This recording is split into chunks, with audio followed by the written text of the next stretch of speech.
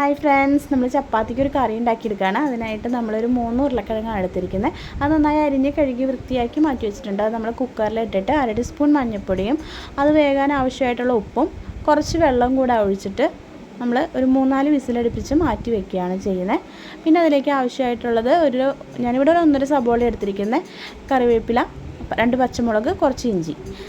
അത് നമ്മൾ ഗ്യാസ് കത്തിച്ച് ചട്ടി ചൂടാക്കി അതിലേക്ക് നമ്മൾ കുറച്ച് വെളിച്ചെണ്ണയാണ് ഒഴിച്ചിരിക്കുന്നത്.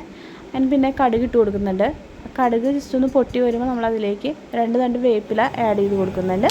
അത് നന്നായി ഒന്ന് മിക്സ് ആയതിന് ശേഷം നമ്മളതിലേക്ക് സബോള, ഇഞ്ചി, പച്ചമുളക് എല്ലാതും കൂടി ഇട്ടിട്ട് നല്ലോണം ഒന്ന് വഴറ്റിയെടുക്കുക. നന്നായി ഒന്ന് വഴണ്ട് വരാൻ വേണ്ടിയിട്ട് നമ്മൾ കുറച്ച് ഉപ്പ് ആഡ് ചെയ്യുന്നുണ്ട് കേട്ടോ. ഉപ്പ് ആഡ് ചെയ്താൽ നന്നായി വഴണ്ട് വരും പെട്ടെന്ന്. അപ്പോൾ നമ്മളത് ആഡ് ചെയ്തിട്ട് നന്നായി ഒന്ന് മിക്സ് ചെയ്ത് കൊടുക്കുകയാണ്. അപ്പോൾ എല്ലാം കൂടെ ഒന്ന് നന്നായി വഴണ്ടി വരുമ്പോൾ അതിലേക്ക് നമ്മൾ കുറച്ച് മഞ്ഞൾപ്പൊടി ചേർക്കുന്നുണ്ട്. കിഴങ്ങിൽ നമ്മൾ ഓൾറെഡി മഞ്ഞൾപ്പൊടി ആഡ് ചെയ്തിട്ടുണ്ട്, നമ്മൾ ഇതിലും കൂടെ ആഡ് ചെയ്യുന്നുണ്ട്. അത് നന്നായി ഒന്ന് വഴണ്ടി വരുമ്പോൾ നമ്മൾ മുന്നേ മാറ്റി വെച്ചിരിക്കുന്ന കിഴങ്ങ് വേവിച്ച് മാറ്റി വെച്ചിട്ടുണ്ടല്ലോ, ആ മിക്സ് നമ്മൾ ഇതിലേക്ക് അതിൽ അല്പം വെള്ളം ഉണ്ടാവും, അതോടുകൂടി തന്നെ ആഡ് ചെയ്ത് കൊടുക്കുകയാണ് കേട്ടോ. നന്നായിട്ടൊന്ന് മിക്സ് ചെയ്ത് നന്നായി ഒന്ന് കിഴങ്ങിനൊന്ന് ഉടച്ച് കൊടുക്കുക.